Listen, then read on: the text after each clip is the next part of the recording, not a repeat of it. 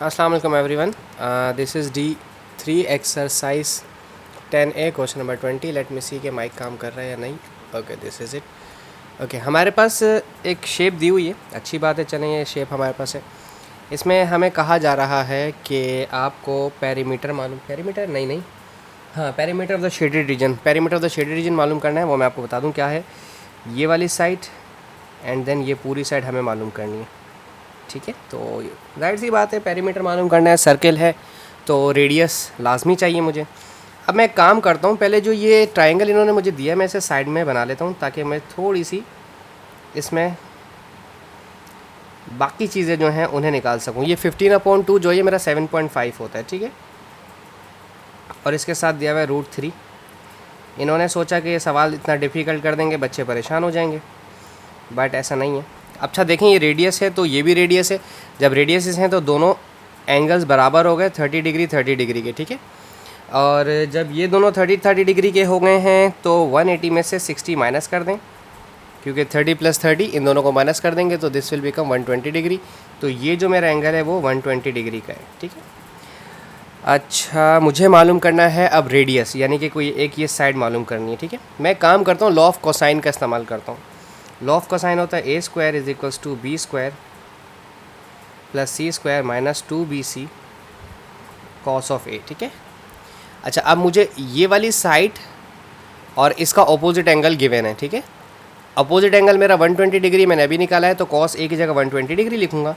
और ये वाली साइड जो है 7.5 √3 और इस पर आ जाएगा स्क्वायर.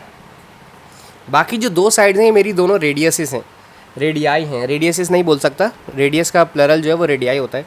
ये दोनों रेडियाई हैं, यानी कि ये दोनों बराबर भी हैं. मैंने डैश डाला हुआ है, इसका मतलब ये रिप्रेजेंट कर रहा है कि दोनों साइड्स इक्वल हैं. तो जब ये दोनों साइड्स इक्वल हैं तो मैं इन दोनों का नाम रख रहा हूँ x² और इसका नाम भी रख दिया x². b भी x² और c भी x² - 2. b की जगह भी x और c की जगह भी x और cos 120 डिग्री. cos 120 डिग्री होता है -0.5. ठीक है, अच्छा अब 7.5 का स्क्वायर देख लेते हैं क्या बनता है. दिस इज़ 56.25, यानी कि 7.5 का स्क्वायर बना 56.25. और ये स्क्वायर इस 7.5 का भी था और √3 का भी था. जब √3 पे स्क्वायर लगा तो रूट कैंसिल हो गया, स्क्वायर से ओनली 3 लेफ्ट.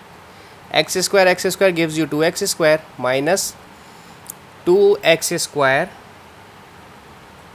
और cos 120 डिग्री होता है -0.5, यानी कि 1/2 होता है. ठीक है, 56.3 को 3 से मल्टीप्लाई करवा दें इस वैल्यू को, दिस इज़ बिकम 168.75. ठीक है, this is 2x² minus minus plus 2 का आधा करेंगे तो हाफ 1 बनेगा, तो ये ओनली x². 168.75 यानी कि 75 3x². ये 3 मल्टीप्लाई कर रहा है, वहाँ जाकर डिवाइड करवाएगा अल्टीमेटली. और फिर हम इसका ले लेंगे रूट भी. ठीक है, जो डिवाइड होने के बाद जो आंसर आएगा उसका रूट आ जाएगा, क्योंकि यहाँ पर भी रूट है. 168.75 / 3 और फिर इसका रूट ले लें 7.5. तो हमारे पास x का जो आंसर आया वो आया है 7.5, यानी कि ये रेडियस है. ओके जी, अब मैं अपनी शेप में वापस जा रहा हूँ. ठीक है, दिस इज़ माई 120 डिग्री. ये मेरा 120 डिग्री था, लेकिन मुझे चाहिए एंगल ये वाला. चूँकि जब आप माइनर आर्क या मेजर आर्क लगाते हैं, जब माइनर आर्क लगाते हैं तो माइनर एंगल लेते हैं, और जब आप मेजर आर्क लेते हैं तो फिर मेजर एंगल लेंगे. ठीक है, कंप्लीट सर्कल के लिए 360 डिग्री होता है, तो 360 डिग्री में से 120 माइनस कर दें, जो कि ये वाला एंगल था 120 डिग्री. ठीक है, दिस इज़ 240 डिग्री. ठीक है, अब मुझे 240 डिग्री इस्तेमाल करना है. हम मेजर आर्क के लिए इस्तेमाल करेंगे फॉर्मूला वही जो हमारा है 360 डिग्री × 2πr.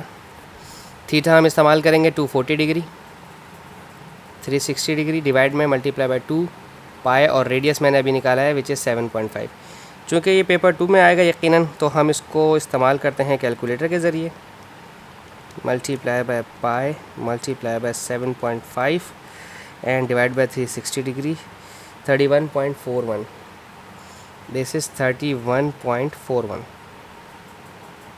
ये आर का, ये याद रहे कि आपने बहुत ज़्यादा एक्साइटेड होकर सवाल बीच में नहीं छोड़ना. अभी ये सिर्फ आर का ही है, और अभी ये जो ये लेंथ है ना, आर्क लेंथ, ये आई है. अभी मैंने इसमें ये ऐड नहीं किया है. ठीक है, अभी पेरीमीटर निकालना है.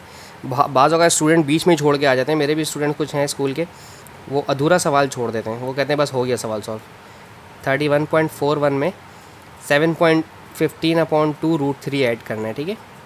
पहले 15/2√3 देख लें बनता है कितना, ये बना है 7.5√3 multiply by √3, this is 12.99। 31.41 plus 12.99 13 ही हो जाना चाहिए था। चलें बहरहाल कोई बात नहीं, कैलकुलेटर से कर रहे हैं। 44.4, दिस इज़ 44.4, और यही है हमारा आंसर। एग्जैक्टली यही, बिल्कुल एग्जैक्ट हमारा यही आंसर है, perimeter of the shaded region. So I hope मैं आपको समझाने में कामयाब रहा। Thank you so much for watching my channel. अल्लाह हाफिज़।